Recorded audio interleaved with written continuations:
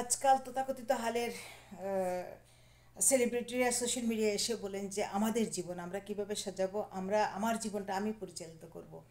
আরে ভাই, অভিনয় করতে তো অভিনয় একটা বড় শিল্প, অনেক কঠিন শিল্প, আমি শ্রদ্ধা নিয়েই বলছি। অভিনয় করতে খুব একটা যে পড়াশোনা করতে হয় তা কিন্তু না। আমরা কিন্তু অনেক পড়াশোনা করা মানুষ, আমরা কিন্তু চাইলে অভিনয় করতে পারতাম। অনেক মোটামুটি খারাপ হতো না। তো আপনি আপনার জীবন সাজাবেন, আপনি পার্সোনালি সাজান না রে ভাই। সোশ্যাল মিডিয়া তো পাবলিক প্ল্যাটফর্ম।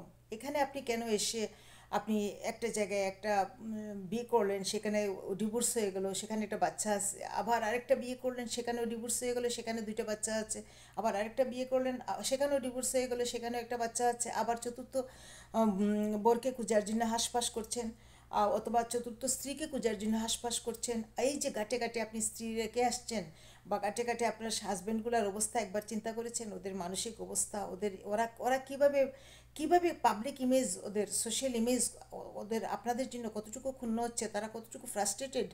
আজকাল এখান থেকে তো আমাদের সমাজে আমাদের ইয়াং প্রজন্মের অপরাধ প্রবণতা বেড়ে যাচ্ছে। তারা হতাশাগ্রস্ত, তারা ডিপ্রেসড, তারা নিজকে শেষ করে দেওয়ার প্রবণতা। এই যে আপনাদের মতো মা বাবার জন্য, আপনাদের মতো কিছু মা কিছু বাবার জন্য যারা 3-4টা বিয়ে করে ঘাটে ঘাটে পুত্র সন্তান কন্যা সন্তান রেখে আসেন, সে হোক পুরুষ হোক নারী।